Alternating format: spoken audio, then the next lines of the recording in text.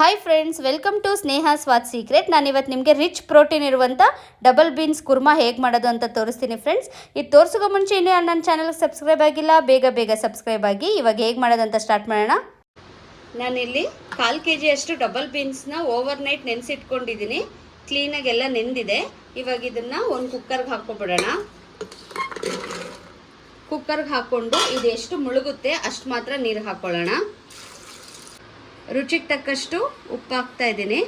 ಉಪ್ಪು ಹಾಕ್ಬಿಟ್ಟು ನೋಡಿ, ಸ್ಟವ್ ಆನ್ ಮಾಡಿ ಇಟ್ಕೊಂಡಿದ್ದೀನಿ ನಾನು ಕುಕ್ಕರು. ಇವಾಗ ಲಿಡ್ ಕ್ಲೋಸ್ ಮಾಡಿಬಿಟ್ಟು 2 ವಿಷಿಲ್ ಬರಬೇಕಿದು. ಹೈ ಫ್ಲೇಮ್ ಇಟ್ಕೋಬೇಡಿ, ಮೀಡಿಯಮ್ ಫ್ಲೇಮಲ್ಲೇ ಇದು 2 ವಿಷಿಲ್ ಬರಲಿ. ಇದು ವಿಷಿಲ್ ಬರೋವರೆಗೆ ನಾವು ಇದಕ್ಕೆ ಗ್ರೇವಿಗೆ ಒಂದು ಮಸಾಲೆ ರೆಡಿ ಮಾಡ್ಕೊಳ್ಳೋಣ. ನಾನಿಲ್ಲಿ ಬ್ಯಾಡಗೆ ಮೆಣಸಿನಹಣ್ಣು ತಗೊಂಡಿದ್ದೀನಿ. 5 ರಿಂದ 6 ಬ್ಯಾಡಗೆ ಮೆಣಸಿನಹಣ್ಣು ತಗೊಂಡಿದ್ದೀನಿ. ಇದನ್ನ ಸಣ್ಣದಾಗಿ ಮುರಿದಿಟ್ಕೊಂಡಿದ್ದೀನಿ.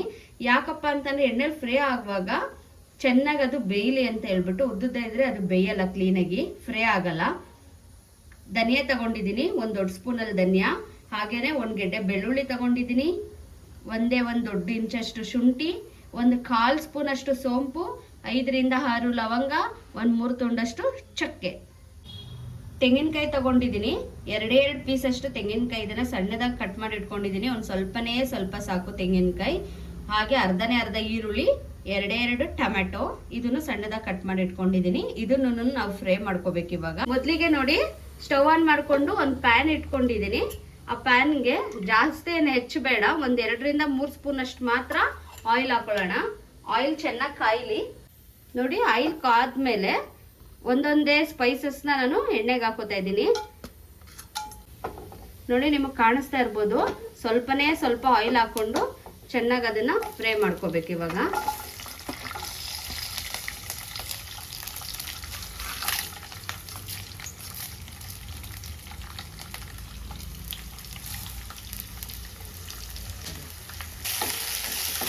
ಇದು ಚೆನ್ನಾಗಿ 1-2 ನಿಮಿಷ ಹುರ್ಕೊಳ್ಳೋಣ. ಇವಾಗ ಒಂದು ಸ್ವಲ್ಪ ಹಸಿ ಸ್ಮೆಲ್ಲೆಲ್ಲ ಹೋಗ್ಬೇಕು. ಆ ಥರ 1-2 ನಿಮಿಷ ಚೆನ್ನಾಗಿ ಹುರ್ಕೊಳ್ಳೋಣ. ನೋಡಿ, ಮೆಣಸಿನಹಣ್ಣು ಮುರಿದಿರೋದ್ರಿಂದ ಬೇಗನೆ ಚೆನ್ನಾಗಿ ಫ್ರೈ ಆಗುತ್ತೆ. ಉದ್ದುದ ಇತ್ತು ಅಂತಂದರೆ ಅದು ಕ್ಲೀನಾಗಿ ಎಣ್ಣೆಲಿ ಬಾಡಲ್ಲ, ಹಾಗಾಗಿ ಮುರಿದಿಟ್ಕೊಂಡೆ. ಇವಾಗ 1-2 ನಿಮಿಷ ಆಗಿದೆ.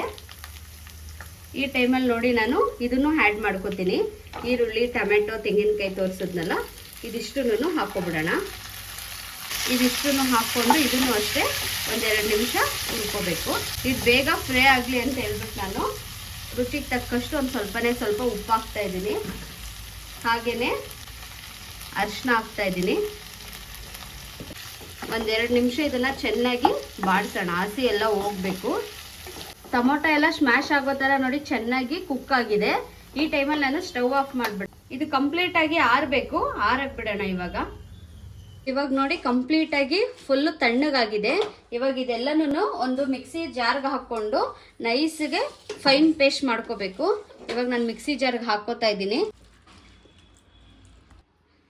ನೋಡಿ, ಈ ಬಾಂಡ್ಲಿಗೆನೆ ಸ್ವಲ್ಪ ಎಲ್ಲ ಇದೆ ಅಲ್ವಾ, ಟೊಮೆಟೊ, ಈರುಳ್ಳಿ ರಸ ಎಲ್ಲ ಇರೋದ್ರಿಂದ ಸ್ವಲ್ಪ ನೀರು ಹಾಕ್ಕೊಂಡು ಇದನ್ನು ರುಬ್ಬಕ್ಕೆ ಹಾಕೋಬಿಡೋಣ. ಎಕ್ಸ್ಟ್ರಾ ಏನು ನೀರು ಹಾಕ್ಕೊಳ್ಳೋದು ಬೇಡ. ಈ ನೀರನ್ನೇ ಕ್ಲೀನಾಗಿ ಈ ಥರ ನೋಡಿ ಎಲ್ಲ ಮಿಕ್ಸ್ ಮಾಡ್ಕೊಂಡು ಜಾರ್ಗೆ ಹಾಕ್ಕೊಂಡು ನೈಸಿಗೆ ರುಬ್ಕೊಬರೋಣ. ಇವಾಗ ಫೈನ್ ಪೇಸ್ಟ್ ಮಾಡ್ಕೊಂಡು ಬಂದಿದ್ದೀನಿ. ಫುಲ್ಲು ಎಷ್ಟು ಸಾಧ್ಯನೋ ಅಷ್ಟು ನೈಸಾಗಿ ರುಬ್ಕೊಳ್ಳಿ. ಇವಾಗ ಸ್ಟವ್ ಹಚ್ಚಿ ನಾನು ಅದೇ ಪ್ಯಾನ್ ಇಟ್ಕೊಂಡಿದ್ದೀನಿ. ಈ ಪ್ಯಾನ್ ಕಾಯಿಲಿ ಒಂದು ಸ್ವಲ್ಪ. ಪ್ಯಾನ್ ಕಾದ್ಮೇಲೆ 1-2 ರಿಂದ 3 ಸ್ಪೂನ್ ಅಷ್ಟು ಮತ್ತೆ ಆಯಿಲ್ ಹಾಕೊಳ್ಳೋಣ. ಎಣ್ಣೆ ಕಾದಾದ್ಮೇಲೆ ಈರುಳ್ಳಿ ಹಾಕೋತಾ ಇದ್ದೀನಿ. ಸಣ್ಣದಾಗಿ ಕಟ್ ಮಾಡ್ಕೊಂಡಿರೋ ಅಂಥ ಒಂದು ದಪ್ಪ ಈರುಳ್ಳಿ ತಗೊಂಡಿದ್ದೀನಿ ನಾನಿಲ್ಲಿ. ಈರುಳ್ಳಿ ಹಾಕಿದ ತಕ್ಷಣ 1-2 ನಿಮಿಷ ಚೆನ್ನಾಗಿ ಹುರ್ಕೊಬಿಡೋಣ ಈರುಳ್ಳಿ. ನೋಡಿ, ಈರುಳ್ಳಿ ಫ್ರೈ ಆಗಿದೆ. ಈ ಟೈಮಲ್ಲಿ ನಾನು ರುಬ್ಬಿಟ್ಕೊಂಡಿರೋದು ತೋರಿಸ್ದೆ ಅಲ್ವಾ, ಇದನ್ನು ನಾನು ಹಾಕೋತಾ ಇದ್ದೀನಿ. ಹಾಕೊಂಡ್ಮೇಲೆ ಇದನ್ನೇನು ಜಾಸ್ತಿ ಹೊತ್ತು ನಾವು ಫ್ರೈ ಮಾಡಬೇಕು ಅಂತ ಏನಿಲ್ಲ. ಯಾಕಂದರೆ ಫಸ್ಟೇನೆ ಈ ಮಸಾಲೆ ಎಲ್ಲ ನಾವು ಎಣ್ಣೆಯಲ್ಲಿ ಚೆನ್ನಾಗಿ ಹಸಿ ಸ್ಮೆಲ್ಲೆಲ್ಲ ಹೋಗೋ ಥರ ಹುರ್ಕೊಂಡಿರೋದ್ರಿಂದ ಅತಿ ಹೆಚ್ಚೇನು ಫ್ರೈ ಮಾಡೋ ಅವಶ್ಯಕತೆ ಇಲ್ಲ. 1-2 ನಿಮಿಷ ಬಾಡಿಸ್ಕೊಂಡ್ರೆ ಸಾಕು.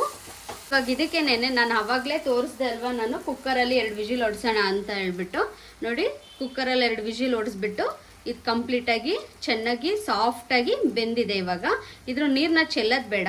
ಈ ನೀರನ್ನೇ ನಾನು ಏನು ಮಾಡ್ತೀನಿ ಅಂದರೆ ಈ ಜಾರ್ಗೆ ಹಾಕೋತಾ ಇದ್ದೀನಿ. ಹಾಕೋಬಿಟ್ಟು ನೋಡಿ, ಈ ಡಬಲ್ ಬೀನ್ಸ್ ಮಾತ್ರ ನಾನು ಇದಕ್ಕೆ ಹಾಕ್ತಾ ಇದ್ದೀನಿ. ನಾನು ಇವಾಗ ಯಾವುದೇ ರೀತಿ ಸಾಲ್ಟ್ನ ಆ್ಯಡ್ ಮಾಡಿಲ್ಲ, ಯಾಕಂದರೆ ಕಾಯಿ ಬೇಯೋದಕ್ಕೂ ನಾನು ಸಾಲ್ಟ್ ಹಾಕಿದ್ದೆ. ಹಾಗೆ ಈ ಸ್ಪೈಸಸ್ ಎಲ್ಲ ನಾನು ಹುರ್ಕೊಂಡೆ ಗೊತ್ತಾ ಎಣ್ಣೆಲಿ ಫಸ್ಟು, ಅದಕ್ಕೂ ನಾನು ಸಾಲ್ಟ್ ಹಾಕಿರೋದ್ರಿಂದ ಇವಾಗ ಸಾಲ್ಟ್ ಹಾಕಿಲ್ಲ. ಎಲ್ಲ ಮಿಕ್ಸ್ ಮಾಡಿ ಆದಮೇಲೆ ನೀವು ರುಚಿ ನೋಡಿ ಉಪ್ಪನ್ನ ಹಾಕ್ಕೋಬೇಕು. ಫಸ್ಟೇ ನೀವು ಈರುಳ್ಳಿ ಬೇಯುವಾಗ ಸಾಲ್ಟ್ ಹಾಕ್ಬಿಡ್ತು ಅಂತಂದರೆ ಸಾಲ್ಟ್ ಜಾಸ್ತಿ ಆಗಿಬಿಡುತ್ತೆ.